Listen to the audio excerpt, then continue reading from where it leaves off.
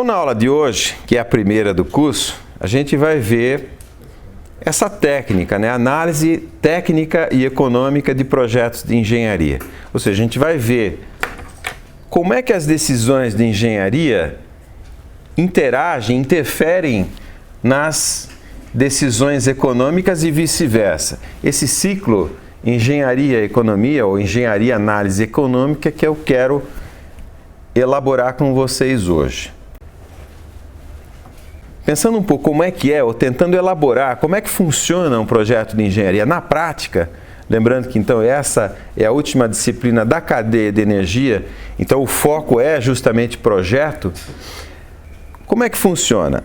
Então você tem, por exemplo, um projeto a executar, você vai começar fazendo um projeto conceitual, pensando no exemplo da aeronave, ele tem que transportar 100 passageiros, é uma aeronave diferente de uma outra só para 4 passageiros, ou para 500 passageiros. Então, o projeto conceitual vai ter as exigências do projeto e alguns parâmetros já, digamos, amarrados desde o início em função da exigência do projeto. Então, isso que eu estou falando é justamente a análise do projeto conceitual. Essa análise, por exemplo, é o que leva aos parâmetros econômicos, quer dizer, se aquele projeto de saída é economicamente viável ou não, é isso que eu quero mostrar hoje para vocês. E aí, depois disso tudo, você gera um projeto executivo, que é um projeto que tem todos os detalhes que permite você fazer a execução. Então, por exemplo, se fosse um prédio como esse, ou esse prédio aqui, quando ele foi construído, ele tem o seu projeto executivo. Tá? Então, o processo é conceitual, análise, e culmina no projeto executivo para fazer a execução propriamente, né? Com isso você, por exemplo, com o projeto executivo na mão, você contrata facilmente, você licita essa obra, que pode ser um prédio, mas pode ser, né, uma usina inteira, uma usina de cana inteira, por exemplo. E a análise, que é o que vai determinar se o projeto é viável ou não, se ele cumpre as exigências ou não, se ele é interessante do ponto de vista econômico ou não. Na verdade, essa análise você vai basear ou vai procurar o que a gente chama de sustentabilidade técnico-econômica, principalmente. Ou seja,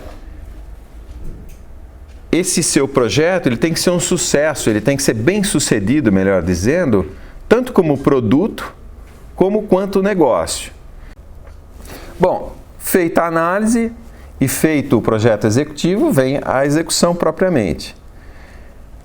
A execução significa implementar, ou seja, construir, seja lá o que for que tem que ser construído, adaptar, seja lá o que for que tenha que ser adaptado, e vai chegar num momento importante, que é o comissionamento, ou seja, é quando quem produziu vai entregar o produto para quem comprou. Então, se você está comprando uma usina de cana, é o momento em que o fabricante da usina vai chegar e falar, olha, está aqui a chave da usina, tá vendo? A gente está descarregando os caminhões, a usina está produzindo 20 megawatts de eletricidade, como estava no contrato, está produzindo 30 mil litros de etanol por hora, como estava no contrato, ou seja, o comissionamento é a entrega do projeto e faz parte dessa entrega atestar que o projeto cumpre com as exigências contratuais, em termos de desempenho, em termos de consumo, em termos de custo,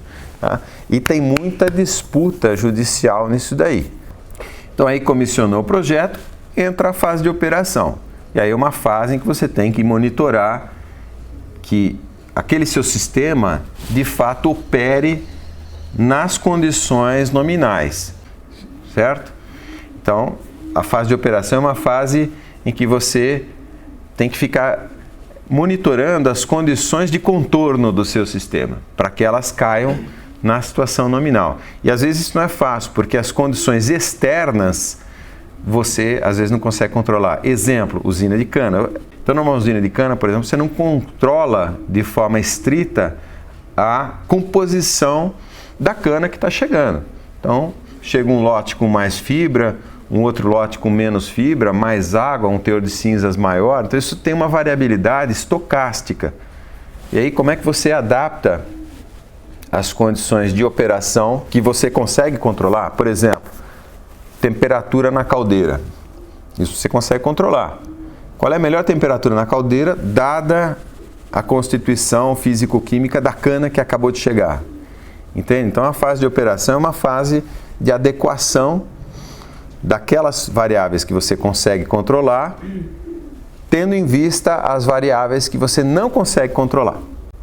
Bom, continuando, isso tudo vai desembocar no que a gente chama de engenharia econômica. Quer dizer, todo esse processo, essas etapas de análise e principalmente de decisão, que é o que eu já vou elaborar, desemboca no que a gente chama de engenharia econômica, que, na verdade, é a aplicação de técnicas de análise econômica.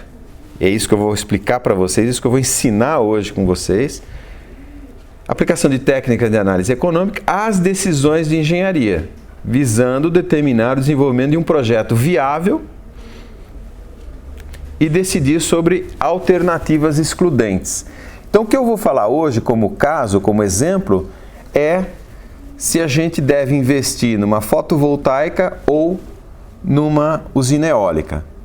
O casinho que eu vou montar para vocês, inspirado nesse projeto do Piauí, é assim: você é um grupo empresarial que quer investir R$1 bilhão numa central de geração, por exemplo, para participar do leilão que vai acontecer nesse mês de agosto mesmo. Você quer investir R$1 bilhão que você captou de alguma forma. Esse R$1 bilhão você vai investir em fotovoltaica ou eólica? Como é que você decide? É o mesmo R$1 bilhão. Tá? Então eu vou elaborar esse caso e no fim, a última transparência, as duas últimas transparências são sobre a decisão, né? Se a gente investe em foto ou se a gente investe em eólica. Em frente, como eu disse, esse caso ele é inspirado numa situação real, né? Que é um estudo que a gente fez para o governo do Piauí, tendo em vista projetos que estão em curso lá. Então, na verdade, o que eu estou falando para vocês são dois projetos. Primeiro, são os projetos dessa empresa aqui, Casa dos Ventos. Casa dos Ventos é o nome de uma empresa. O escritório fica lá na Brigadeiro Faria Lima, na frente do Shopping Iguatemi. E é a empresa que detém a maior capacidade de geração eólica no Brasil. Essa empresa, na verdade, ela está associada a várias outras que exploram uma área que é a chamada Chapada do Araripe, que fica entre o Ceará e Piauí, mais ou menos aqui assim, ó, como está mostrado aqui. Tem a fotinho aqui, né? Essa Chapada do Araripe é muito interessante. É na região semiárida.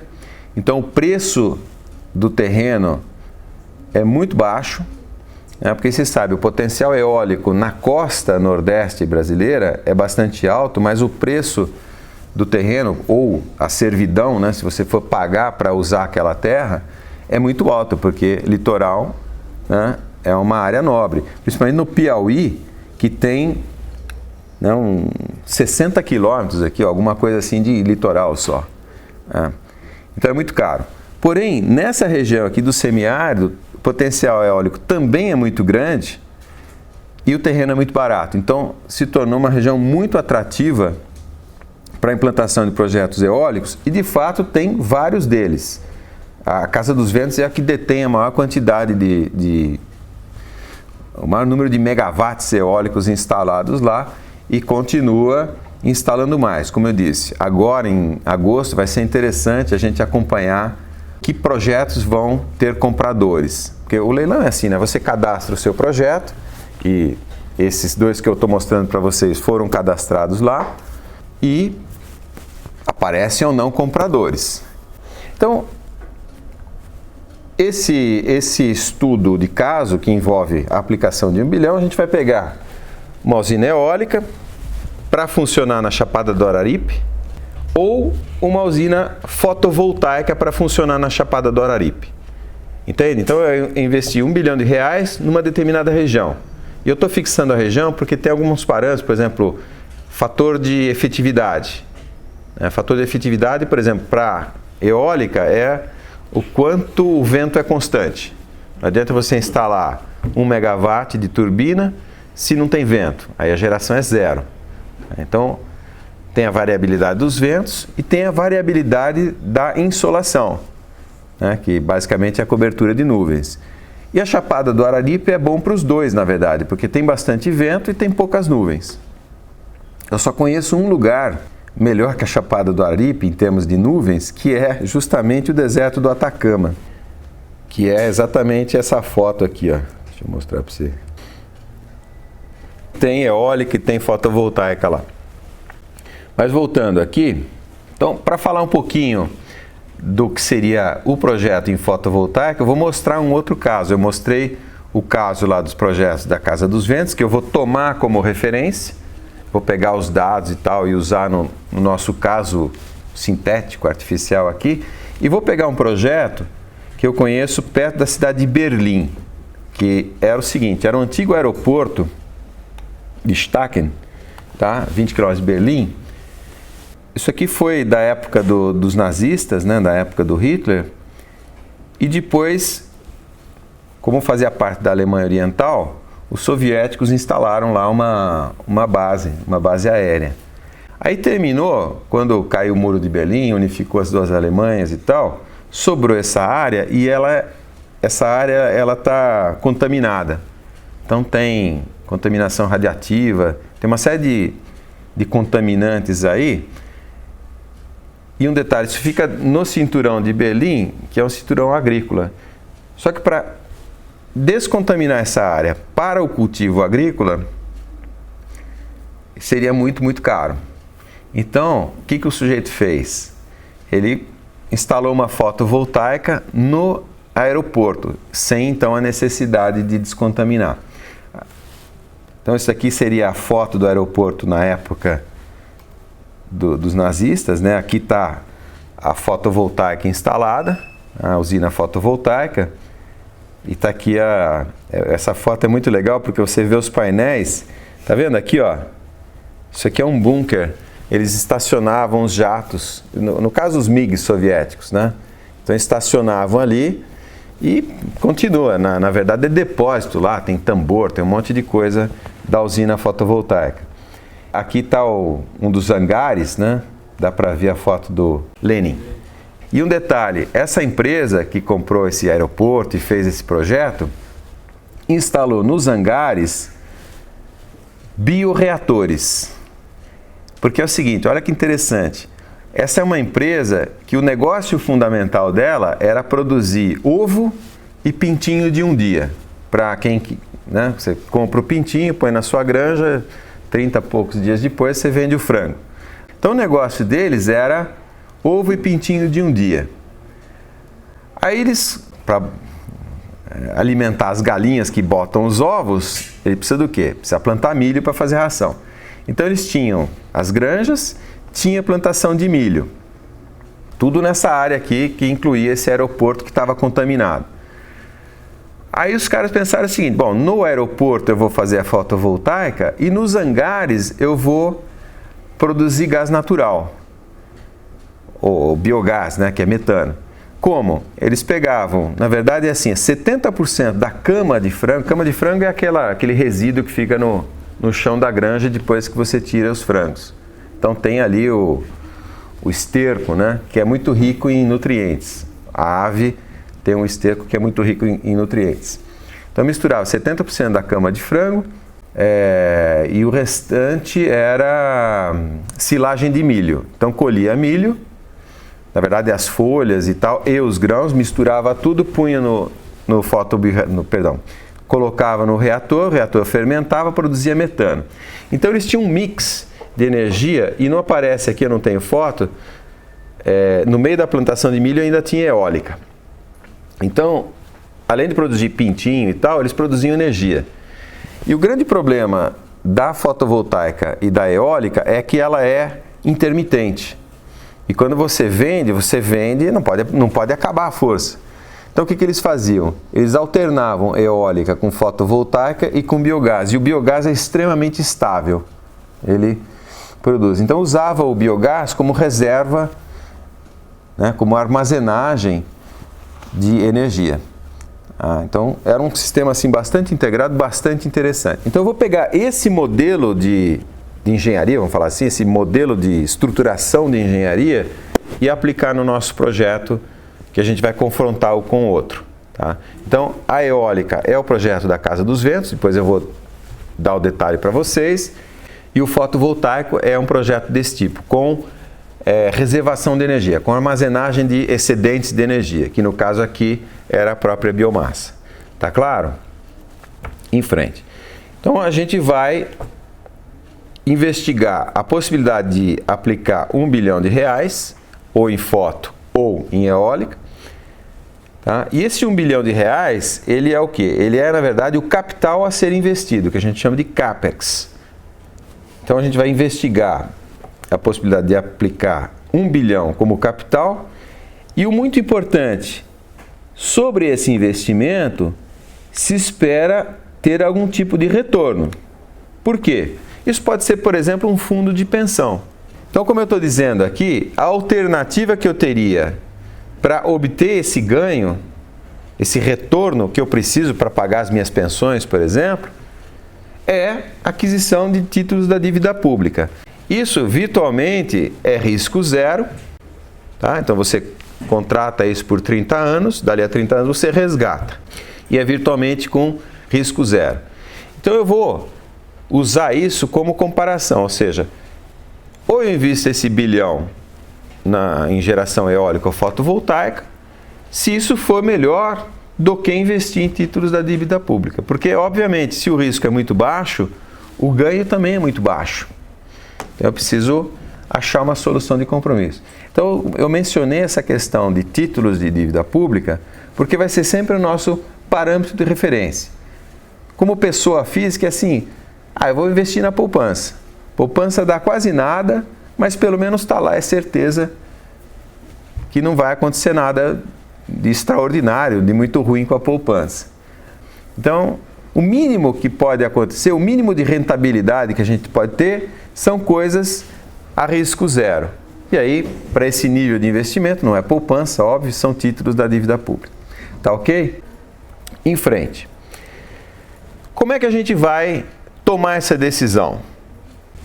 Economicamente, significa fazer o seguinte: eu vou pegar esse bilhão e vou fazer, da forma mais verossímil possível, uma simulação financeira temporal, ou seja, eu quero reproduzir as condições de gasto desse bilhão, que vai se transformar numa usina eólica, por exemplo, e depois, nessa simulação, as receitas que vão ser geradas por essa usina eólica durante a fase de operação, durante, 30, 35 anos de operação. Então, é uma simulação no tempo do que a gente chama de fluxo de caixa. No início, eu vou investir o meu R$1 bilhão, depois comissionei, aí começou a gerar receitas. Eu vou ter custos também durante a operação, eu tenho que pagar o salário dos operários. Então, tudo isso tem que entrar numa planilha de simulação temporal que vai dar para mim o fluxo de caixa. É óbvio que é simulado, então ele tem hipóteses subjacentes. E essas hipóteses, elas podem ser frustradas ao longo do tempo. Então, digamos assim, tudo isso tem riscos, que até não vou elaborar aqui, tá? Mas está claro como tem que ser feita a decisão? A gente vai fazer o fluxo de caixa. O nome fluxo de caixa é um conceito importante, que eu preciso que vocês entendam. Bom, como seria então esse fluxo de caixa? Ou, em primeiro lugar, como seria o gasto desse R$1 bilhão? Se eu vou comprar uma usina fotovoltaica ou eólica, então eu tenho que chegar no tal projeto executivo, que tem, por exemplo, a lista de compras. Então, eu coloquei aqui uma lista de um projeto que é de uma usina de eólica na Etiópia.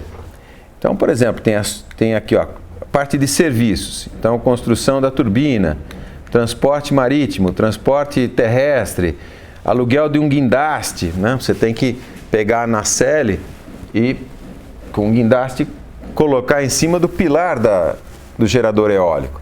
Então, tudo isso tem que estar computado. Tudo.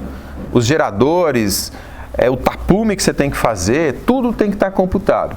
Isso aqui tudo vai sair daquele R$ 1 bilhão que a gente vai investir. Então, isso aqui é o CAPEX, é o capital para gastos, né? O gastos de capital. Tá vendo? Equipamento elétrico, está tudo computado aqui. Isso faz parte do projeto de engenharia. Como seria o fluxo de caixa visualizado num gráfico? Então vamos imaginar aqui, olha, aqui está o tempo e aqui está o gasto.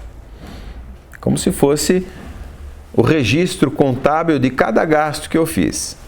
Então essas setas vermelhas aqui, e o fato de elas estarem apontando para baixo, né, são gastos, ou seja, é um valor negativo. O que é gasto para nós, a gente vai usar negativo.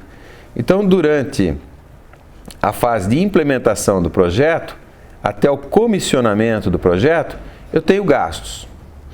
Nessa fase aqui, eu não estou gerando receita. Então, no tempo, eu teria essa curva de gastos do meu capital que vai ser investido. Então, a soma dessas setinhas vermelhas aqui é o meu R$ 1 bilhão. Eu tenho também, depois do comissionamento, as receitas que eu vou gerar, no caso, com a venda da eletricidade. Então, uma vez que eu comissionei o projeto, eu passo a entregar a eletricidade e eu passo a receber por ela. Então, no meu caixa, eu tenho a geração de receitas, que são essas setas azuis aqui positivas.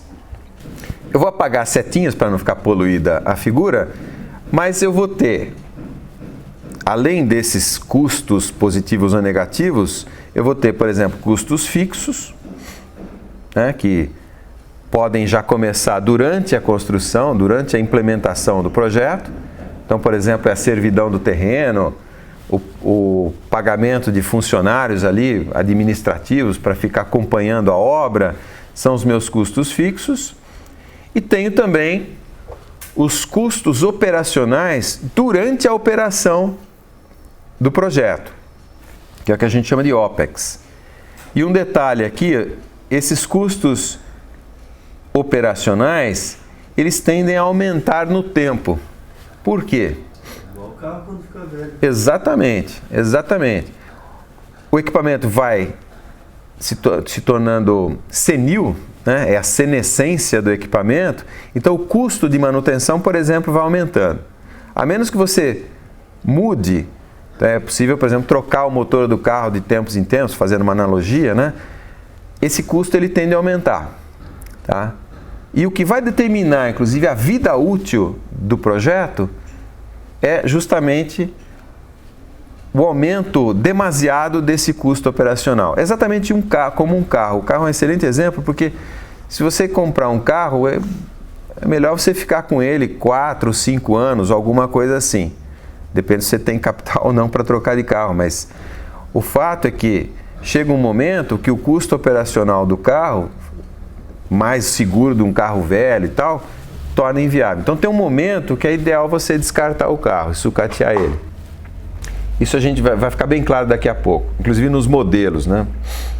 Então, se a gente integrar, em um detalhe, essa curva que eu mostrei é o fluxo instantâneo, ou seja, é reais por unidade de tempo, por mês, por ano, por dia. Eu posso somar essas curvas todas e integrar. E aí eu vou ter uma curva desse tipo aqui, olha. Então, no início, eu tenho o gasto do meu CAPEX, meu capital de investimento. Aí, comissiona a usina, ela começa a gerar, né? Voltando aqui, ela começa a gerar receita, certo? Então, nesse ponto aqui, a curva do meu fluxo de caixa, isso aqui é o fluxo de caixa acumulado. Então, eu investi 1 bilhão, fiquei 1 bilhão negativo. Aí começa a entrar receita, sei lá, 1 milhão por mês, começa a entrar receita, aí meu caixa vai recuperando. É que nem, imagina a altitude de um avião, né? Eu mergulhei 1 bilhão de reais, depois eu puxo o manche e começo a subir. Exatamente assim. Então, nesse ponto aqui, olha, é o ponto de sucesso do projeto. Por quê? Porque eu comissionei e, de fato, ele começou a gerar receita. Então, esse é um projeto bem sucedido do ponto de vista, digamos assim, da capacidade de gerar receita. Então, eu investi 1 bilhão, começa a recuperar. Tem um ponto aqui, olha, em que eu tenho o retorno. Eu investi 1 bilhão, retornou 1 bilhão. Né? Então, eu estava a 10 mil metros de altitude com meu avião, mergulhei 1 bilhão de reais, subi a 10 mil metros de altitude de novo. Então, nesse ponto aqui, desse ponto em diante, tudo que vier é lucro, certo? É aquilo que se espera, é aquele lucro que se espera sobre aquele bilhão de reais, que é o que eu vou ter para pagar as aposentadorias do meu fundo, por exemplo. Então, esse ponto aqui é o ponto de sucesso do negócio. Entenderam? A capacidade de geração de receita é o sucesso do projeto e o sucesso do negócio é quando realmente eu começo a ter lucro sobre aquele capital que eu investi. Então, eu tenho de novo aquele bilhão, que eu posso inclusive investir em outra coisa e a partir daí eu tenho lucro. Existem alguns períodos interessantes aqui, né? Esse período aqui é o chamado Vale da Morte. Por quê? Porque é o período que você investiu tudo, né? Você está lá, é o momento de puxar o manche, vamos dizer assim. Então esse é um momento crítico. E por que chama Vale da Morte? Porque isso daqui não é tão certinho como está dizendo. Muita coisa pode mudar em termos de cenário econômico, por exemplo. Esse Vale da Morte é uma situação em que o projeto está muito vulnerável economicamente. É terrível. Se você, nesse exato ponto, vamos supor, você está aqui, ó, né, no Vale da Morte, aqui, no tempo. Aí, por exemplo, os Estados Unidos decidem subir a taxa de juros deles lá. Né? Isso vai ter um impacto cavalar. Por exemplo, o dólar vai subir muito aqui por causa disso.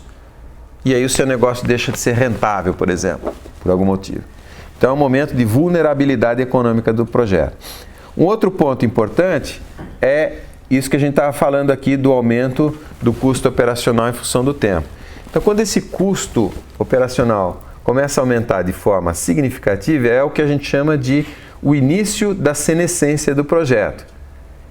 E tem um determinado momento em que, digamos assim, a capacidade de gerar lucros se estabiliza e, eventualmente, ela até cai. Porque esses custos operacionais vão se tornando cada vez mais altos e vão drenando a capacidade de receita sua. Porque, digamos, o custo do megawatt-hora é o custo do megawatt-hora, é o que vale, é o que pega no leilão. Se você tem mais gastos para gerar aquele mesmo megawatt-hora, isso não é problema de quem comprou o seu megawatt-hora. Isso é um problema seu, da operação da usina. Então, isso daqui começa a cair, e a gente vai ver isso mesmo na planilha de simulação, e determina, em última análise, o fim da vida útil do projeto. Nesse ponto aqui, em que isso aqui começa a cair, em geral, inclusive a queda é vertiginosa, é melhor sucatear o projeto.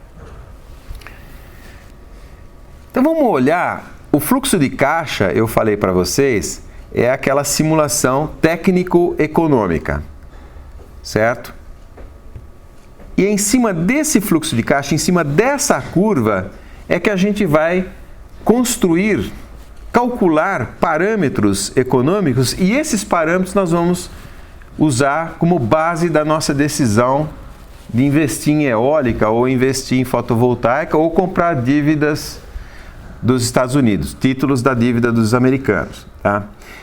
Alguns parâmetros que já podem ser identificados diretamente aqui na curva. Por exemplo, o que a gente chama de payback, ou seja, o tempo que você tem retorno do seu capital. Investir 1 bilhão, qual seria o ideal? O payback ideal? Um mês. Né? Você investe 1 bilhão, um mês depois você já tem o bilhão de novo. Qual seria um payback muito ruim? 150 anos. Então você investiu 1 bilhão, 150 anos depois você tem o seu bilhão de novo. Isso também é muito ruim. Certo? Então, quanto menor o tempo de retorno do seu capital, melhor. Porém, é óbvio que isso não é infinitamente compressível. Aqui eu coloquei também o que a gente chama de break-even. E esses são os termos que se usam em português mesmo, tá? Existem termos em português, mas 99% dos envolvidos na área usam os termos em inglês mesmo. O break-even ele não se aplica nesse tipo de projeto que eu estou analisando com vocês, porque são projetos que a gente chama de greenfield, ou seja, projetos que você constrói em cima do nada, constrói do zero. O break-even é um conceito, na verdade, nesse caso, o break-even é igual ao payback, tá? Mas o break-even é assim, imagine que esse projeto não fosse uma usina, mas fosse um modelo de um carro. Então, para desenvolver o carro, vamos supor, você é a GM, né? Você contrata engenheiros, tem simulações, tem estudos, que é o que você investiu para desenvolver o modelo de carro que você quer comercializar. Tá? Aí, uma vez que você desenvolveu o carro, você lança o carro e esse carro vai começar a vender. E no caso do carro, você pode vender um carro por mês, 10 carros por mês, 100 carros por mês, 1000 carros por mês, 10.000 carros por mês, 100.000 carros por mês. Quantos carros por mês você tem que vender para você atingir, por exemplo, o seu payback alvo? Porque se você vender um carro por mês, o seu fluxo de caixa acumulado vai ser assim. Se você vender, sei lá, 100 carros por mês, o seu fluxo de caixa vai ser assim. Se você vender 1000 carros por mês, vai ser assim. Se você vender 10.000 carros por mês, você vai atingir o seu alvo, o seu payback alvo. Esse número, quantos carros por mês você tem que atingir? Ou quantos carros por mês você tem que vender para alcançar o seu alvo é o chamado break-even. Acima disso é só lucro. Então, se você vender 1 milhão de carros por mês, o seu fluxo de caixa sobe assim e é extremamente interessante. Tá claro o conceito de break-even? Ele não se aplica nesse estudo que a gente está fazendo, porque a gente está supondo, e é assim que funciona mesmo na prática, que tudo que eu produzir eu vou vender. E por que é assim na prática? Porque como aqui no Brasil se vende via leilão, e esses leilões são a priori, o que se chama de leilão A3, por exemplo, é para entregar em 3 anos, A0 é para entregar imediatamente. Então tudo que você colocou no leilão é o que você vende. Então você já faz, por exemplo, entrando um pouco no detalhe, essa empresa Casa dos Ventos, ela faz um projeto, que é um projeto de papel, ou só no papel, e põe no leilão. E ela sabe, fala, olha, eu tenho que vender o megawatt-hora a R$150. Então ela põe esse preço lá. Se tiver disputa, ele pega 160, 170, mas 150 é o mínimo. Tá? Então ela vai do mínimo para cima, é um negócio sem risco, praticamente. Então não se aplica o conceito de break-even aqui. E tem outros parâmetros que eu vou introduzir mais à frente. Mas a gente já definiu aqui o payback, que se aplica no nosso caso, a relação custo-benefício, que seria essa área dividido por essa área até o fim da vida útil do projeto. Então, digamos assim, para cada real que eu investir, quantos reais eu vou ter de retorno durante toda a vida útil do projeto? Esse é um parâmetro importante também. Tá? A relação custo-benefício ou benefício-custo. Nós vamos calcular isso. E um detalhe com relação a, digamos assim, diferentes decisões de projeto de engenharia. No caso, eu fixei, voltando no slide aqui, eu fixei o investimento máximo. Eu não vou investir mais do que 1 bilhão.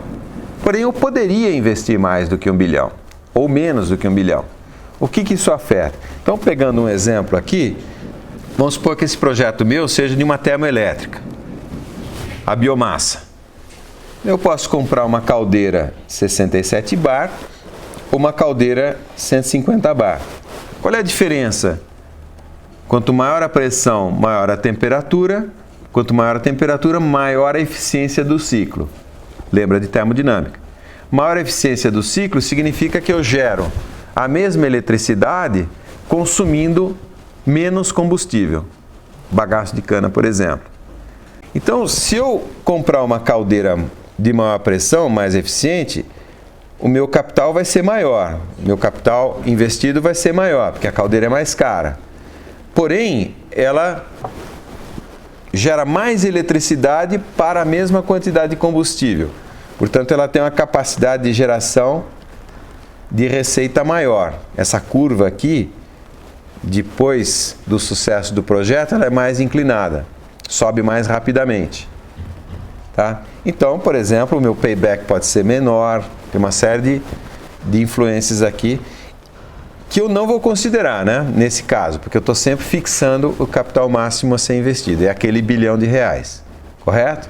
Então, como está aqui, eu posso decidir gastar mais CAPEX e ter, em troca, uma maior capacidade de geração de receita. Tá? São já um primeiro exemplo, do quanto as decisões de engenharia afetam a análise econômica. Ok? Voltando ao nosso caso em tela, a gente quer comparar uma eólica com uma térmica.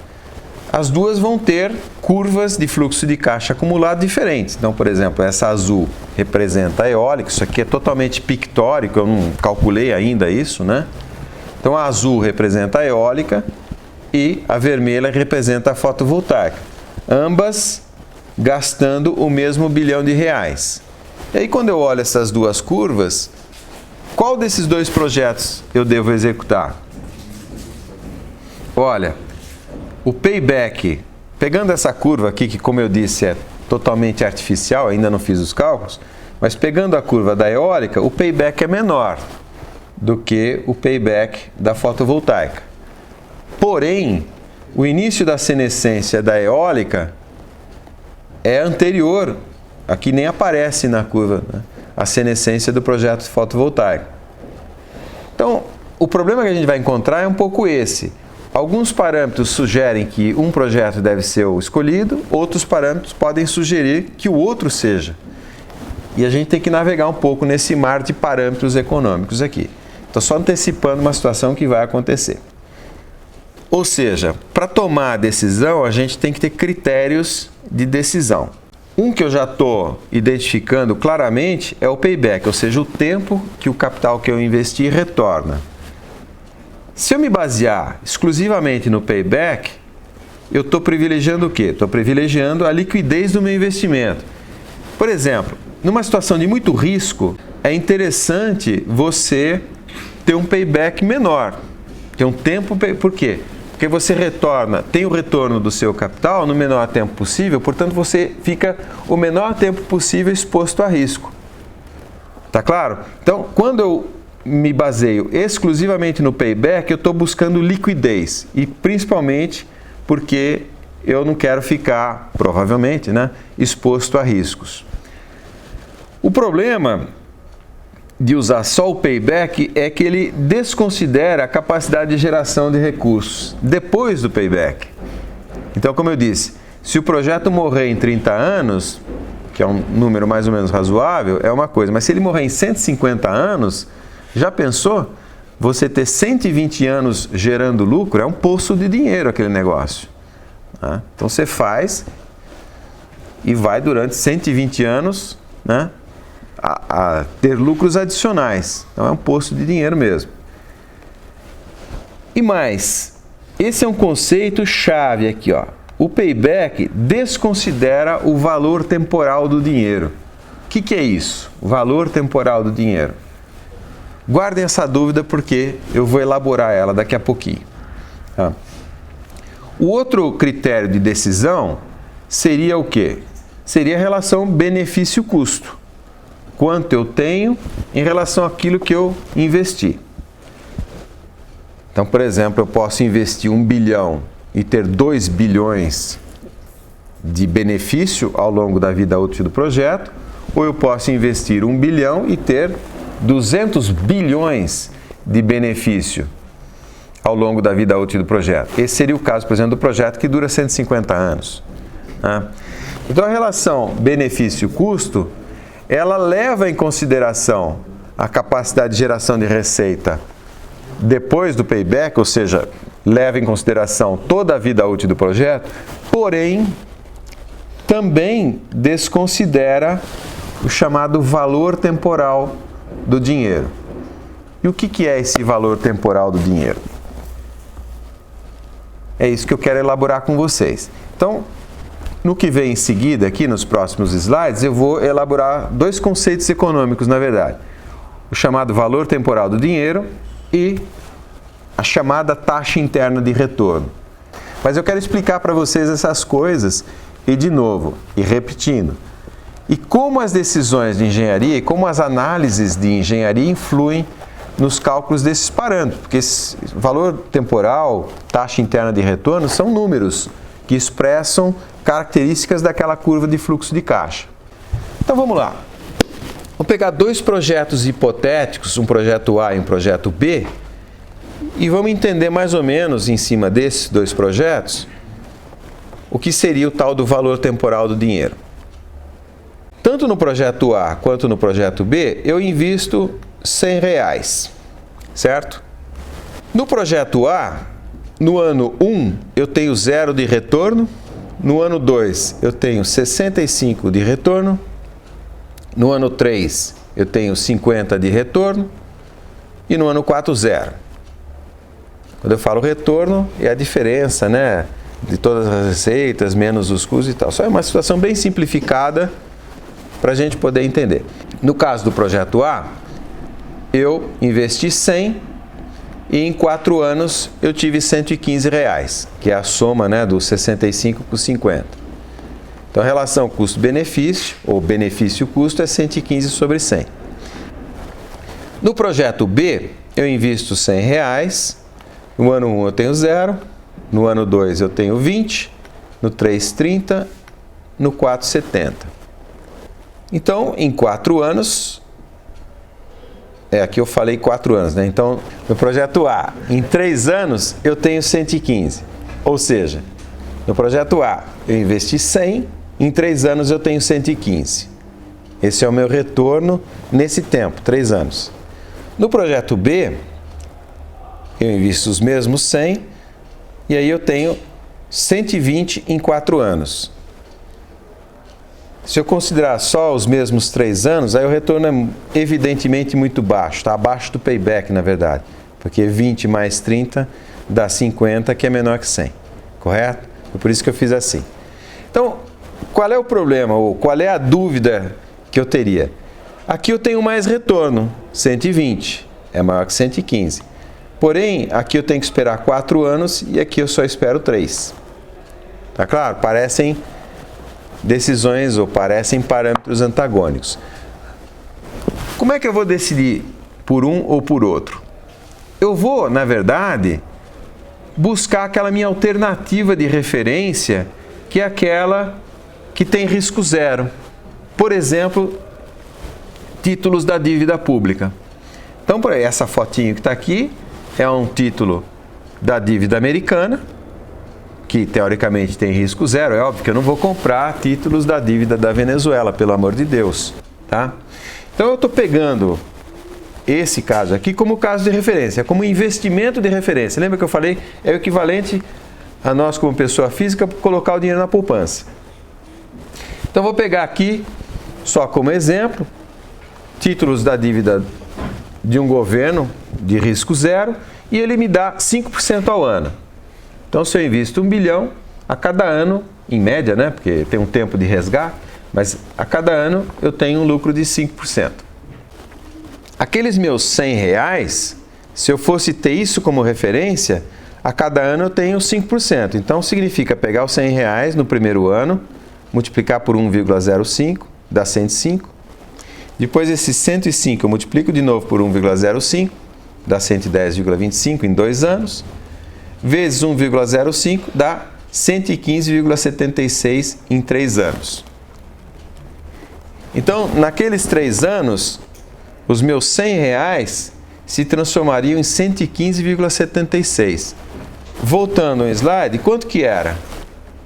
Esse meu projeto aqui, ele, em 3 anos, está me dando 115. 115 é menor do que 115,76. Então, no caso do projeto A, eu estou fazendo menos do que aquele meu caso de referência, aquele meu caso baseline, aquele meu caso que é o mínimo, é o equivalente a pôr na poupança o dinheiro. Então já está mais ou menos claro que o projeto A não vale a pena. Em termos matemáticos, né, para a gente já ter as fórmulas para poder depois programar isso na planilha, como é que eu calculo um valor futuro em função de um valor presente. Então, esse VP aqui é o valor presente, que são os meus R$100. O R dessa fórmula é a taxa de juros, que são 5% aqui. Isso daqui que eu fiz para vocês é o quê? É uma PG. Então, eu vou multiplicar o valor presente por 1 mais R elevado a N. N é o número de anos que eu vou fazer essa correção, entre aspas. Então, o valor futuro é calculado em função do valor presente, de acordo com essa fórmula aqui, que é uma PG. E aqui está o conceito. Quer dizer, hoje vale R$100. Daqui a 3 anos, vale 115,76. Então, é o conceito de valor temporal do dinheiro. Tá claro esse conceito? Eu poderia fazer no sentido oposto também. Quer dizer, a partir do valor presente nessa fórmula aqui, eu calculei o valor futuro. Mas eu posso fazer o oposto, ou seja, a partir do valor futuro, determinar quanto é o valor presente. Na verdade, é só manipular a fórmula aqui, né? Então, o valor presente é o valor futuro vezes o coeficiente da PG, que na verdade é 1 sobre 1 mais R. Ou, como está aqui, 1 mais R elevado a menos N. Ou seja, se eu tiver R$100 daqui a 3 anos, quanto vale esses R$100 hoje?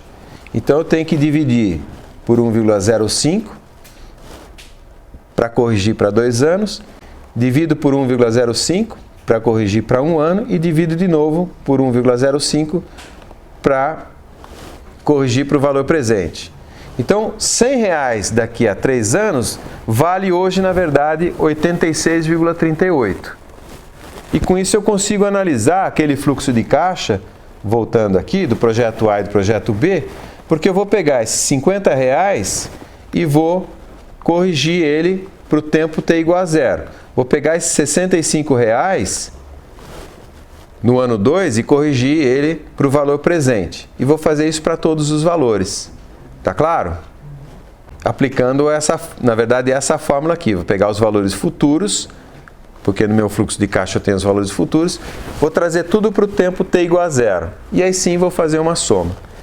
Então, só para ter uma fórmula um pouquinho mais genérica, e como o meu fluxo de caixa pode variar de ano para ano, ou de período para período, e ainda ele pode ser positivo ou negativo, ou seja, ele pode ser uma receita ou ele pode ser uma despesa, fazendo o cômputo geral de todos aqueles valores, eu vou ter o que a gente chama de VPL, que é valor presente líquido. Líquido porque você soma todas as receitas e todas as despesas. Então, em cada período de tempo K, eu estou ressaltando aqui que seria o késimo período de tempo, eu vou ter uma receita RK, que eu vou subtrair de uma despesa DK, e vou dividir por 1 mais R, R é a minha taxa de referência, a taxa de desconto, tá? Elevado a K. Essa formulinha aqui vem da fórmula da PG. Então, o valor presente líquido é a soma de todos os valores presentes. Cada valor presente é uma receita menos uma despesa, dividido pela taxa de desconto, elevado ao número de anos, para voltar para o tempo t igual a 0. Certo? Está marcado aqui, ó, RK são as receitas do késimo período, DK as despesas do késimo período e R a taxa de desconto, a taxa de referência, que reflete o que a gente chama de custo de oportunidade. Ou seja, se você não investir nos títulos da dívida pública, você está perdendo uma oportunidade de investir nos títulos da dívida pública. Você perde essa oportunidade, supostamente, em troca de um ganho. Correto? Então, vamos lá. Como seriam as contas? Então, aqui no Excel, eu vou supor inicialmente que a taxa de desconto é de 5%. Vou formatar para aparecer assim, 5%. Vou separar a região de simulação da região de parâmetros, pintando de amarelo. Aqui na coluna D, eu vou colocar o ano. E na coluna E, os valores do meu fluxo de caixa. Então, ano 0, 1, 2, 3 e 4.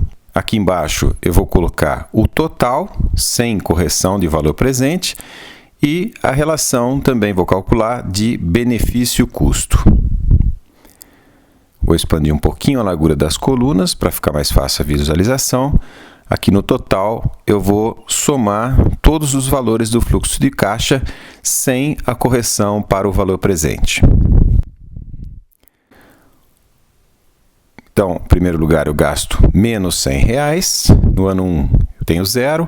No ano 2, 65. No ano 3, 50. E no ano 4, 0. Vou formatar para aparecer como valor monetário. E a relação benefício-custo é o meu total, sem correção, dividido pelo valor inicialmente gasto. Eu coloco menos 1. Para considerar que foi um gasto. Aqui, então, eu vou fazer o cálculo do valor presente líquido. Na primeira célula, eu vou sempre multiplicar por 1 sobre R elevado ao número de anos. Então, 1 sobre 1 mais R elevado a 0, 1 sobre 1 mais R elevado a 1, e assim sucessivamente até o quarto ano. Agora fica fácil de programar as fórmulas. Vou formatar aqui para valores monetários, idem no total. Então aqui, como é que é a fórmula? É o valor dividido por 1 mais a taxa de juros, e eu vou fixar essa célula porque eu vou copiar, não quero que o endereço mude. Isso tudo elevado ao número de anos que aparece aqui na coluna D. No caso, 0 anos dá R$100 mesmo. E é só copiar a fórmula aqui para baixo. Vamos verificar. Então, é 65 sobre 1 mais a taxa de juros elevado a 2 anos. Então, agora eu vou copiar o total e a relação benefício-custo. Então, eu tenho 2,15, que é o valor presente líquido, dividido pelo capital inicial, que foi R$100. Dá uma relação de 0,021 contra 0,15, que é o que eu tinha sem fazer a correção do valor presente. Agora eu vou analisar o projeto 2.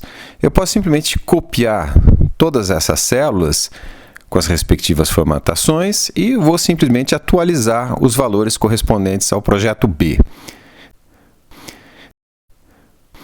Então, menos 100, investimento inicial, 0 no primeiro ano, 20 no segundo, 30 no terceiro e 70 no quarto ano. E eu já tenho todos os cálculos realizados automaticamente. Vamos só verificar. Então, 20 elevado a 1 mais B1 elevado a D17. Agora eu comparo a relação benefício-custo do projeto A com o projeto B, sem correção do valor presente líquido, e agora a relação benefício-custo fazendo a correção do valor presente. É possível comparar os dois e, apesar de 0,20 para o projeto B parecer melhor, na verdade é o projeto A que é melhor, tem o maior valor presente líquido, que é o 2,15, comparado com 1,64. Então, esse projeto deve ser selecionado, projeto A. Agora, variando a taxa de juros, olha que interessante. Se eu baixar para 3%, o VPL do projeto A é 7 e do projeto B agora é 8,50. Portanto, nesse caso, é o projeto B que deve ser selecionado e não o A, porque baixei a taxa de juros. Se eu aumentar essa taxa de juros, por exemplo, para 7%, olha que interessante. Eu vou ter valores negativos para o VPL, então nenhum dos dois projetos deve ser selecionado, porque todos eles desempenham não tão bem quanto o nosso caso de referência. Bom, vamos lá. Então, está claro o conceito de valor temporal do dinheiro e o parâmetro que a gente vai usar é o VPL. Quer dizer, esse número aqui. Na verdade, é a soma do meu caixa aqui, ó. Parece bastante lógico, é lógico, mas ele tem algumas limitações que tem a ver com a sua pergunta, que é com relação às incertezas que eu tenho nessas minhas estimativas para o que vai acontecer no futuro. Então, quer ver, olha, uma limitação do VPL. Olha esses dois projetos aqui também hipotéticos e sem entrar no detalhe. Repara o seguinte, projeto A, um outro projeto A agora, eu invisto 10 milhões e eu calculo o VPL dá 2 milhões, certo? Então eu tenho aqui 20% de benefício-custo. O projeto B, eu invisto 2 bilhões e tenho 3 milhões. Então, obviamente, o benefício-custo é bem menor, mas o VPL é maior. Tá claro? Então, se eu me basear unicamente no VPL, quer dizer, escolher o projeto que tem VPL maior, eu escolheria o B, porque ele dá 3 milhões. Mas tem alguma coisa errada nessa conversa, porque eu precisei investir, sei lá, uma ordem de grandeza a mais, né? Ou sem investir muito mais do que no projeto A. Então, quem pega esse efeito é a relação benefício-custo. Essa é uma limitação, e é por isso também que eu peguei esse exemplo para mostrar para vocês que a gente não pode se basear num único parâmetro técnico-econômico para tomar a decisão. Então, o VPL do projeto B é maior, mas a relação benefício-custo é muito menor. Então, aí a gente tem que ter uma ponderação. Uma outra coisa importante é o seguinte. Para calcular o VPL, eu tenho que arbitrar esse R aqui, que é a minha taxa de desconto. Como é que eu vou arbitrar? Como é que eu vou escolher essa taxa de desconto para fazer essa análise? Se eu realmente puder comprar os títulos da dívida, que paga lá os meus 5%, em tese, tudo bem, a chance disso ser real ao longo do tempo é bastante grande. Porém, isso pode variar. Então, o que acontece com o meu projeto A e o meu projeto B quando eu vario a taxa de desconto, ou seja, vario R? Vamos fazer um gráfico do que seria o VPL do projeto A e o VPL do projeto B em função da taxa de desconto. Então, a análise que a gente vai fazer é, vou calcular o valor presente líquido em função de diferentes taxas. Ou seja, eu vou fazer um gráfico. Vou fazer o gráfico do VPL do projeto A em função de R e o VPL do projeto B em função de R. Está aqui o gráfico. Então, o VPL do projeto B é a curva vermelha, VPL do projeto A é a curva azul. E aqui estão os valores, só para referência, do projeto A e do projeto B. Olha que interessante. Considerando, por exemplo, uma taxa de 5,9%, essa é a taxa que o governo estaria pagando, é a minha taxa de desconto, a minha taxa de referência. O nome genérico disso é o meu custo de oportunidade. Eu vou deixar de aproveitar uma oportunidade para tentar explorar outra, que supostamente é melhor. No caso do projeto A, o limite de viabilidade econômica do projeto, ou seja, o limite a partir do qual o VPL fica negativo, é 5,9%. Então, se o governo pagar 5,9%, o projeto A, se o governo pagar 5,9% ao ano, o projeto A é neutro. Se ele pagar um epsilon a mais, o projeto A dá prejuízo. O limite de viabilidade econômica do projeto B é 5,2%. Então, olha, se você quisesse escolher um projeto que fosse mais robusto, que ele desse lucro, porque essa taxa varia no tempo. Então, se você quisesse escolher um projeto que é mais resiliente, ou seja, ele dá lucro mesmo que o governo suba a taxa de juros, qual projeto você escolheria? Projeto A, concorda? Por que projeto A? Porque ele admite uma taxa de desconto maior, 5,9.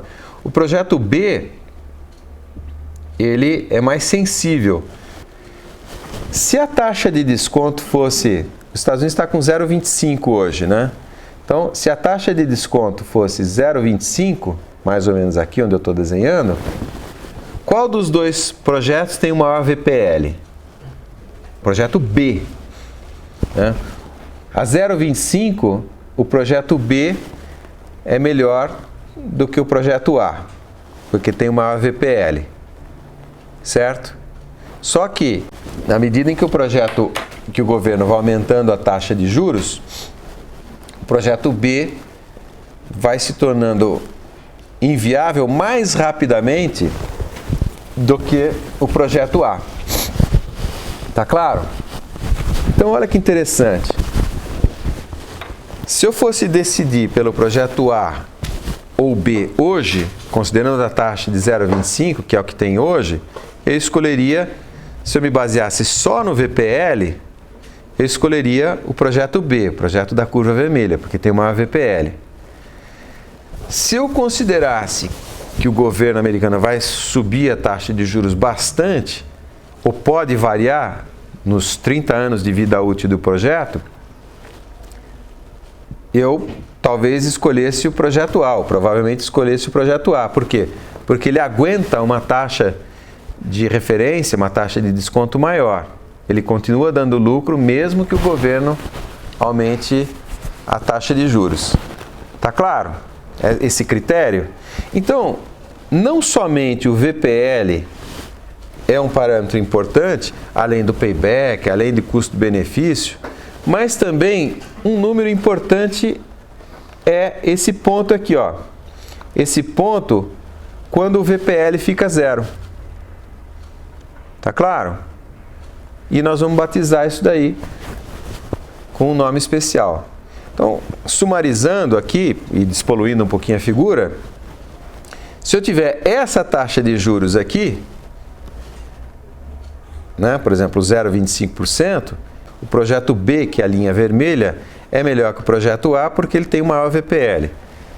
Se a taxa de juros for, sei lá, 3%, agora é o projeto A que é melhor que o projeto B, que é a linha azul. Por quê? Porque nesse caso, a 3% tem o maior VPL. Então, se eu me basear só no VPL, tudo bem, eu vou escolher sempre o que tem o maior VPL, maior valor presente líquido. Porém, eu posso, numa situação de risco, de alteração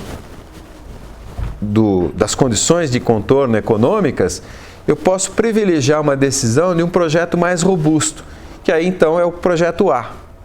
O projeto A, ele é lucrativo com taxas de desconto maiores.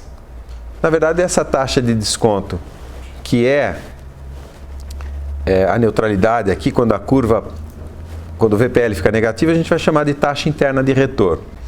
Então, tudo isso tem a ver com essa questão, como arbitrar a taxa de desconto. Tendo em vista que essa taxa de desconto, que é o custo de oportunidade, varia muito ao longo do tempo. Esse gráfico aqui mostra a taxa Selic, que é a nossa taxa de referência, desde o Plano Real, em 94. Então, olha o quanto isso aqui já variou. Hoje, está em 14,15. Já foi 85,74. Tá? Eu, na verdade, nem estava no Brasil aqui, mas eu lembro muito da economia nesse período aqui que eu estou destacando, que era um absurdo, era assim, 40% de inflação ao mês, sabe? Então, assim, sério mesmo, eu recebi o salário, como pessoa física, recebi o salário, imediatamente aplicava no banco. Aí eu ia no supermercado, eu ligava para o banco, né? Era tudo manual naquele tempo, não era informatizado, então eu ia no supermercado e falava, olha, resgata tantos reais aí. Aliás, não era real, era cruzeiro, cruzado, já nem lembro. Cruzado, era o Sarney, foi o cruzado. Resgata tantos cruzados aí porque eu vou fazer minha compra de supermercado do mês. Mas então, olha, a taxa de referência varia, então você tem esse problema. Como arbitrar? Então, se varia, você pode privilegiar a solução ou o projeto que tem um limite de viabilidade maior, é um projeto mais robusto. Tá? Esse limite, que seria a taxa que torna o VPL zero, a gente vai chamar de taxa interna de retorno. O projeto que tem a maior taxa interna de retorno é o projeto mais seguro, mais resiliente. Mesmo que a taxas reais menores, ele seja menos lucrativo. O projeto A, ele é mais resiliente, mais resistente, mais robusto. Ele é um Jeep, né, 4x4 que anda em qualquer terreno. Tá? Então ele é mais robusto, mas ele paga um preço, porque se o terreno for bonitinho, plano, um asfalto perfeito, ele até não é muito bom, ele não tem um desempenho muito bom. Entende? Então, se você basear a sua decisão na TIR, na taxa interna de retorno, você está buscando um projeto mais seguro.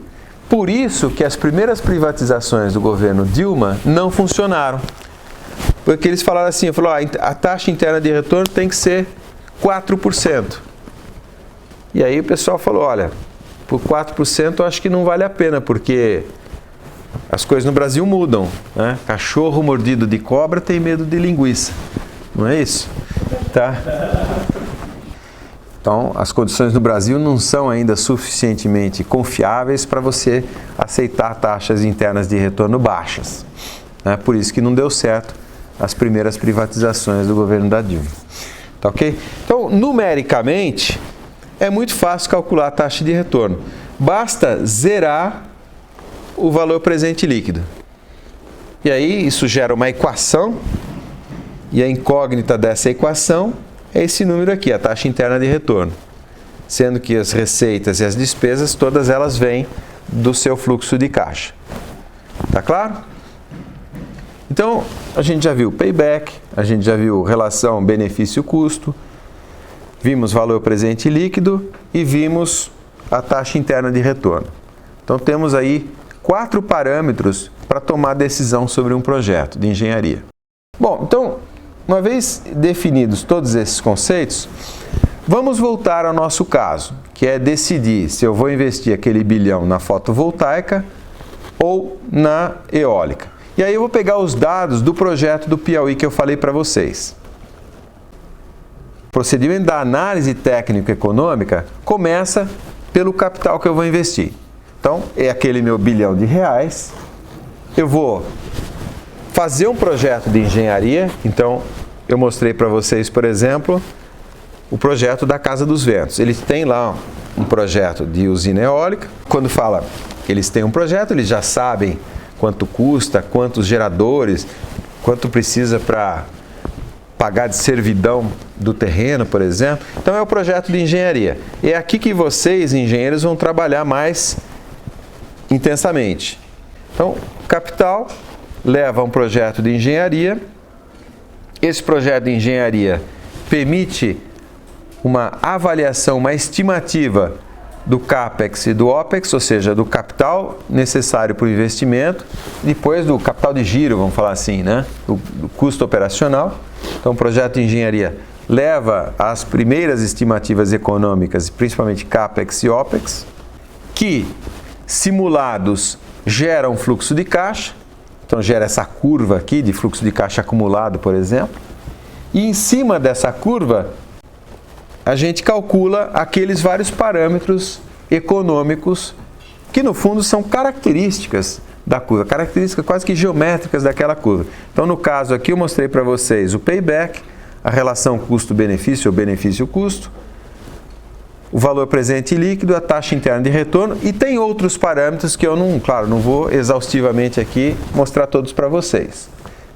Então, em cima do fluxo de caixa, que é, digamos assim, a ferramenta básica do projeto, você calcula esses parâmetros de decisão, vamos chamar assim, e aí você decide e parte para a execução. Ah, vai ser eólica, ah, vai ser fotovoltaica. Aí tudo bem, você decidiu que vai ser fotovoltaica, faz o projeto, cadastra no leilão e vamos ver se vai ter comprador para aqueles meus megawatts hora. Mas aqui eu quero destacar um ponto importante, porque esse fluxo de trabalho, que está aí de cima para baixo, ele não é linear, perfeitinho assim. Ele tem ciclos. E é exatamente nesse ponto que eu quero centrar. Essa aqui é a transparência mais importante da aula. Existe um ciclo aqui entre os parâmetros de decisão e o projeto de engenharia. Porque, por exemplo, se eu vi que minha taxa interna de retorno está ruim, eu posso, por exemplo, mexer no meu projeto de engenharia para melhorar a taxa de retorno. Entende?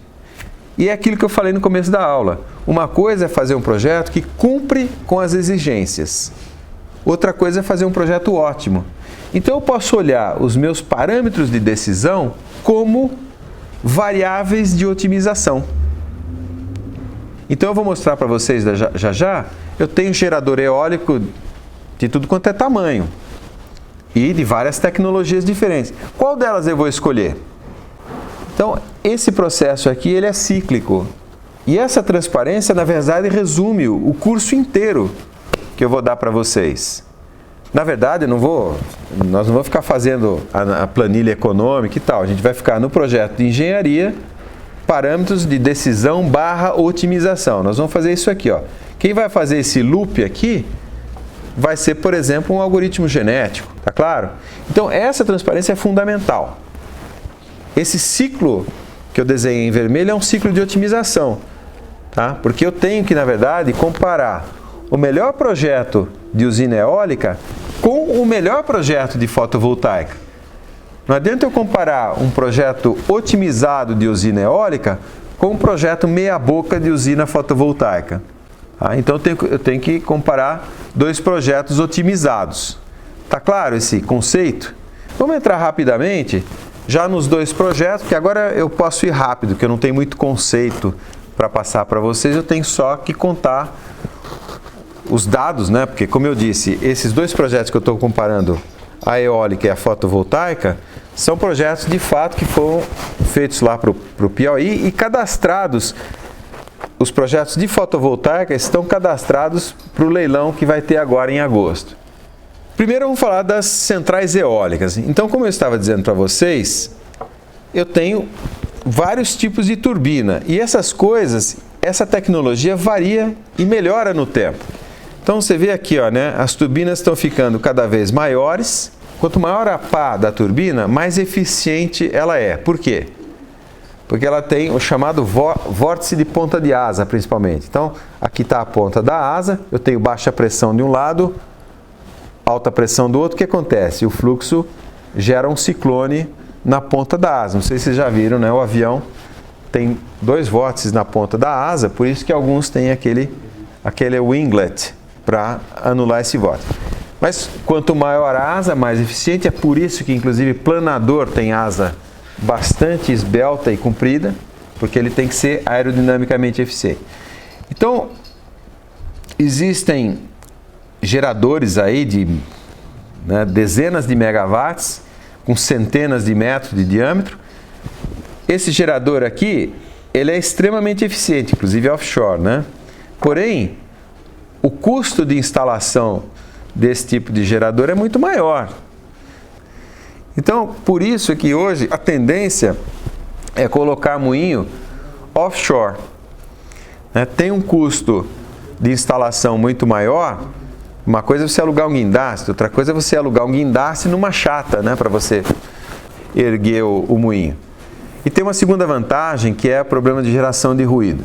Mas, por exemplo, o cabeamento para levar essa eletricidade para a terra é bem mais caro. Tudo é muito mais caro offshore, mas é mais eficiente. Então é aquela decisão de engenharia. Você gasta mais CAPEX para ter uma maior capacidade de geração de receita. E mais, existe uma evolução natural da tecnologia. Então aqui tem depois eu tenho um zoom nessa figura aqui, mas se estima que, por exemplo, o custo desse tipo de tecnologia pode cair 25% aí nos próximos 15 anos, 10 anos, devido, por exemplo, à melhoria nas pás. Então aqui eu coloquei, tem várias tecnologias de pá de turbina. Por exemplo, essa daqui e essa daqui e essa daqui são chamadas turbinas de eixo vertical. São mais apropriadas, por exemplo, para áreas urbanas, onde elas são menos eficientes que a de eixo horizontal, que é a tradicional, que todo mundo conhece, porém elas geram muito menos ruído. Então, se você tiver um custo associado à geração de ruído, por exemplo, é melhor você optar por essas tecnologias. E tem esse tipo aqui que é um negócio interessante. Isso aqui são turbinas, porque quanto mais longe do chão, quanto mais alto, maior e mais constante é o vento. A constância do vento também é um negócio muito importante.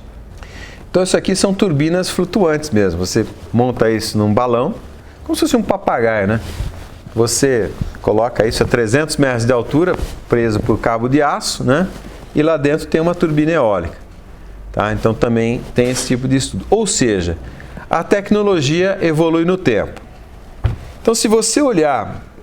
Aqui eu coloquei 2 gráficos e eu ampliei a figura aqui, de onde é que se espera uma evolução tecnológica. Então, por exemplo, eu salientei um pouquinho a tecnologia de geração, a parte dos redutores, por exemplo, né? Dá para dar uma aula inteira sobre isso, né? Mas eu queria destacar 2 gráficos com vocês aqui, ó. Por exemplo, esse daqui, tá? Não sei se está dando para ver, né? Em azul é o custo do watt instalado, que esse é o parâmetro que a gente instala, que a gente calcula. Então ele realmente vem caindo no tempo, tá? Vem caindo no tempo devido à evolução tecnológica, mas devido também a um efeito de escala, quer dizer, essa curva verde aqui é o aumento da capacidade instalada. Então, como está aumentando a escala, esse custo está barateando, tá? Deu uma subidinha aqui há uns anos atrás, mas voltou a cair. E aqui um outro gráfico que fica para referência, é a comparação do custo do watt eólico instalado com o watt fotovoltaico. Ambos estão caindo, por várias razões. Bom, como é que a gente faz na prática então? A gente precisa tomar uma decisão. Eu posso olhar o passado, então esse gráfico aqui é o que foi feito para o projeto do Piauí, então cada pontinho é um projeto de geração eólica, tá? Em vários lugares do mundo, inclusive.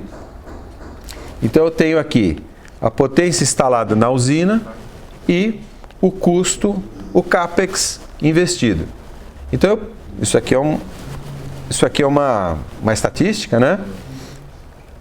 E gera para mim essa reta de regressão aqui, com certo custo do megawatt instalado.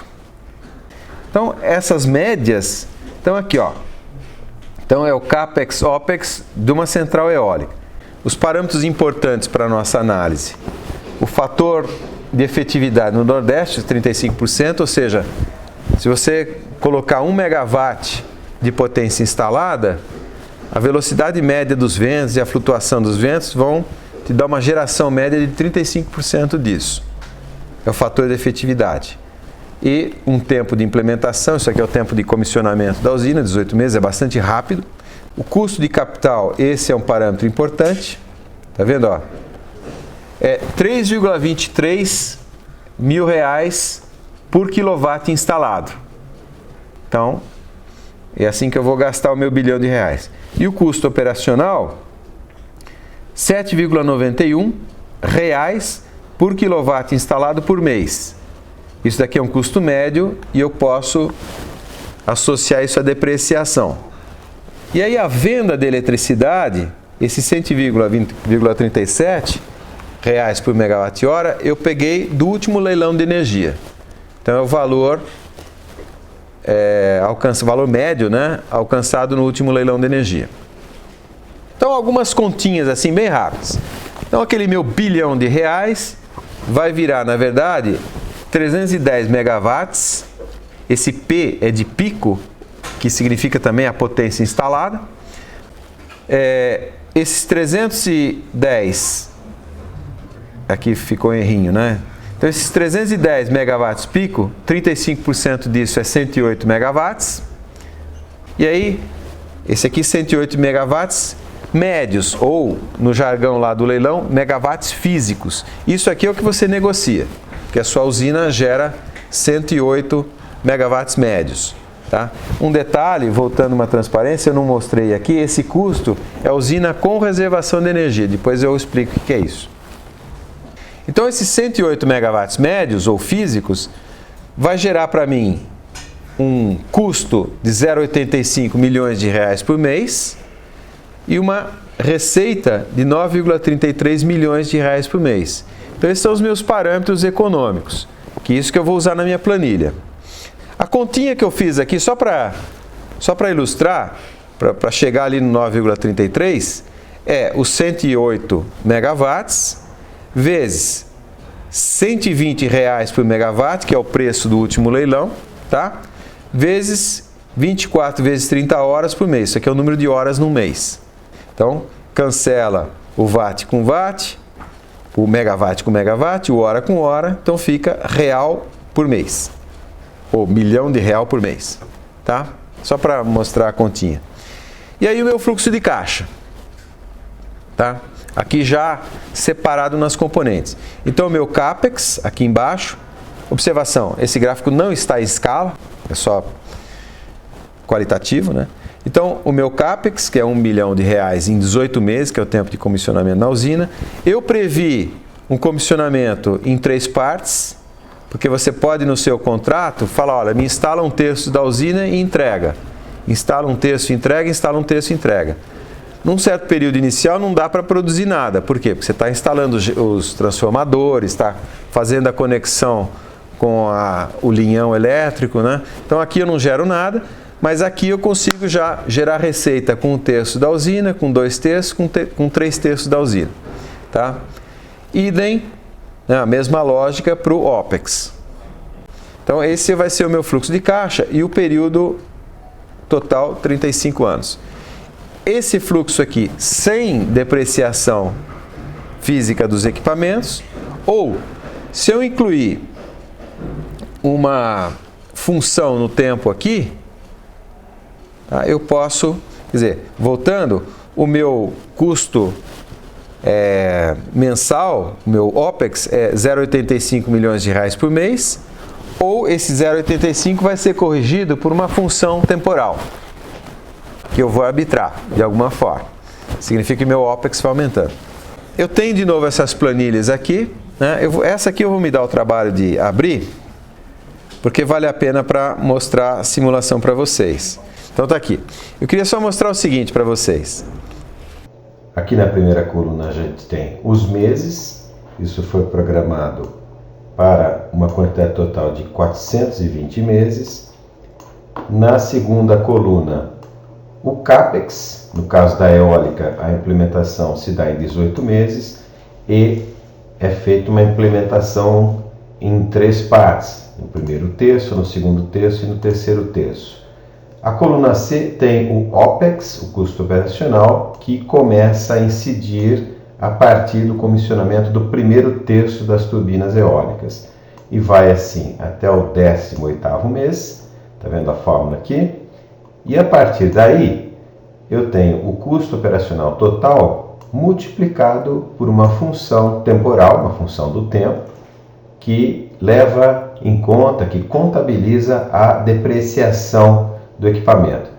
Na terceira coluna, a coluna D, terceira coluna de simulação, o total de despesas, que é simplesmente a coluna B mais a coluna C. Ou seja, aquilo que está sendo gasto como CAPEX e aquilo que está sendo gasto como OPEX. Na quarta coluna de simulação, coluna E, as receitas, elas começam a aparecer a partir do 6º mês, que é o comissionamento do primeiro terço das turbinas eólicas, e vai aumentando em degraus até que, após o 18º mês, eu tenho a totalidade das receitas. A coluna F tem o fluxo mensal de dinheiro no caixa.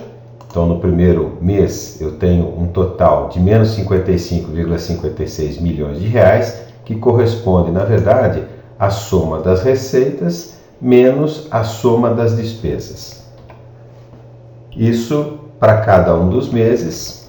A partir do 6º mês, quando começa a entrar as primeiras receitas, esse fluxo vai se tornando gradativamente menos negativo, até que a partir do 18º mês, o fluxo se torna positivo.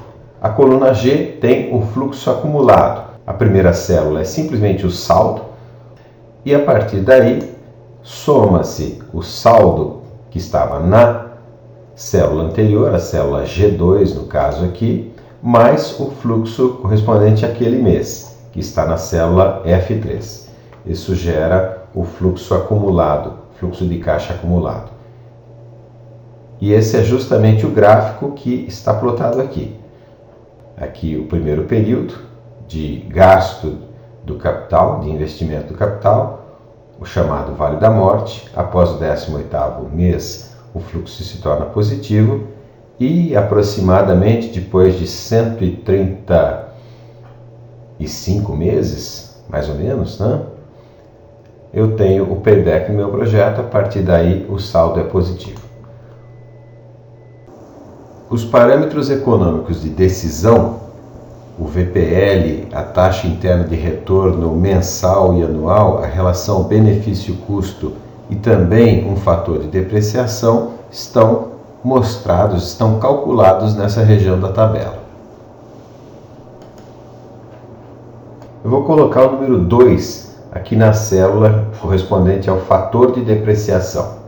Repara que se eu aumentar esse número 5, por exemplo, conforme eu vou aumentando, 8, né, a curva minha do fluxo de caixa vai defletindo e tem um momento, tá vendo? Ó, se tiver essa depreciação, o VPL já ficou negativo.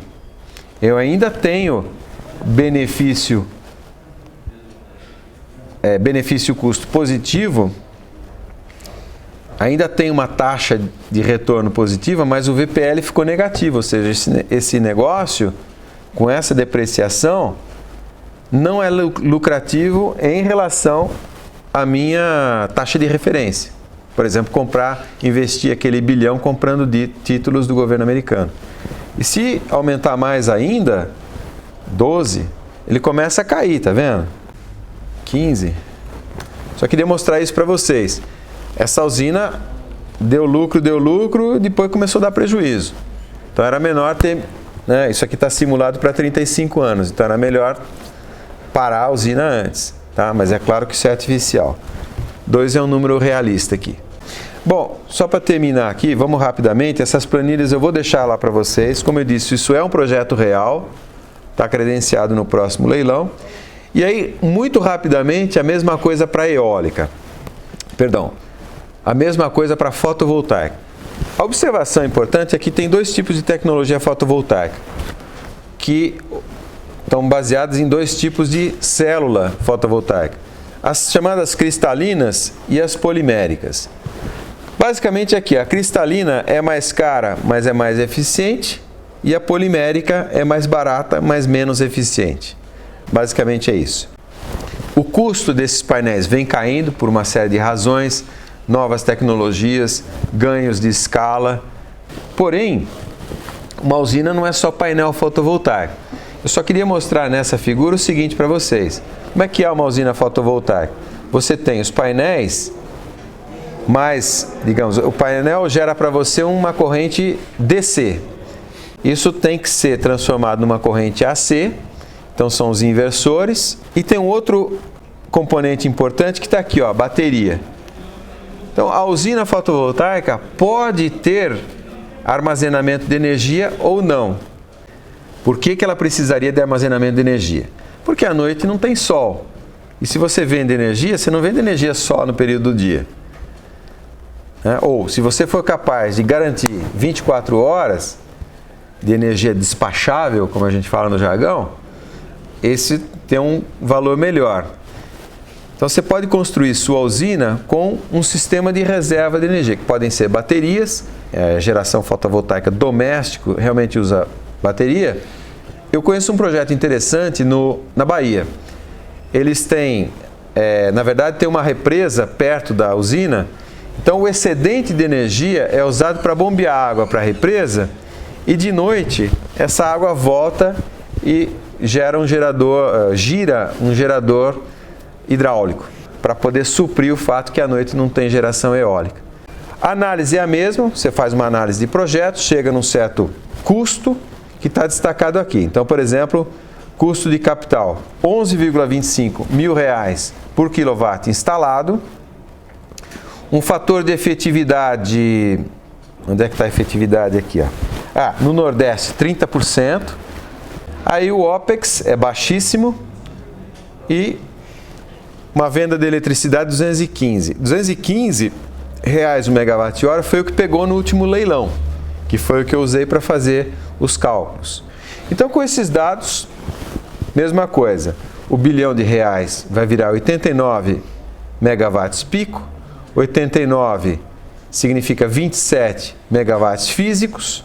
27 megawatts físicos é um custo operacional de 185 milhões de reais por mês e uma receita de 4,18 milhões de reais por mês.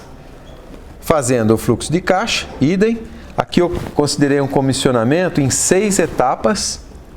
Então você constrói no começo aqui toda aquela parte elétrica de conexão com a rede elétrica, depois você vai conectando os painéis fotovoltaicos e eles vão, entre aspas, bombeando energia elétrica para a rede. Então é possível fazer em mais etapas. Analisando o fluxo de caixa, para essa mesma depreciação que eu tinha, né, o 2%, repara que o VPL é negativo. Certo? Então, comparando, acho que eu tenho aqui, comparando as duas usinas, vamos olhar. Eu tenho, inclusive eu pus uma depreciação maior para a eólica, o que é natural, 5%, que é aquela função F de T, né? Para eólica, 2% para fotovoltaica. A fotovoltaica não tem parte móvel, não tem nada, então a depreciação é pequena. Taxa de desconto a mesma para os dois, 0,54 ao mês. Vamos comparar. O VPL da eólica, 42 milhões de reais. Então eu invisto 1 bilhão de reais, tenho 42 milhões de reais de lucro. Isso aqui é lucro puro e já corrigido no tempo. O VPL da fotovoltaica é negativo, ou seja, eu perdi 400 milhões de reais. Isso em relação a ter comprado títulos da dívida americana, que é a nossa taxa de referência. Tá? Aí a taxa interna de retorno é melhor, 0,65% ao mês, no caso da fotovoltaica, 0,23% no caso da eólica. Então, o VPL é melhor para a eólica, a taxa interna de retorno é melhor, ou seja, esse projeto é mais robusto. A taxa de referência pode aumentar mais, que eu ainda vou ter lucro com a eólica. Bom, aqui tem a tira anual. E a relação benefício-custo também é melhor para a eólica. Para cada real que eu investir, eu vou ter 1,12 real de retorno, de lucro na verdade. Tá? Então, se você investiu 1 bilhão de reais e em 35 anos você teve 42 milhões de reais de lucro. Ou seja, você recuperou o seu bilhão de reais e eu não coloquei o payback aqui, né? Mas o payback no caso da eólica aqui, digamos, 150 meses e no caso da fotovoltaica, 280 meses. Então, em 150 meses você teve o seu capital devolvido e aí até os 35 anos de vida útil da usina você teve 42 milhões de reais de lucro puro. Tá claro? Bom, então é isso. A decisão óbvia é pela usina eólica. Porém, não é interessante você investir ou estimular, porque se fosse só isso, né, todo mundo ia só investir em eólica. Aí você tem um problema de colocar todos os ovos na mesma cesta. Haja visto o que aconteceu agora, né? A crise hídrica, então diminuiu a capacidade de geração hidráulica, de energia elétrica, estou falando só de energia elétrica. Se tivesse mais fotovoltaica, se tivesse mais eólica, o Brasil estaria bem melhor. Então, o governo, ele eventualmente subsidia taxas, subsidia valores para estimular um pouco a diversificação das fontes. Esse 215 é o que teve no último leilão, que foi em outubro de 2014, né, e teve 202 megawatts pico. Isso aqui é negócio fechado mesmo. Negócio fechado. E aí eu estou muito curioso, eu sei que, eu coloquei até o anúncio aqui da EPE, né?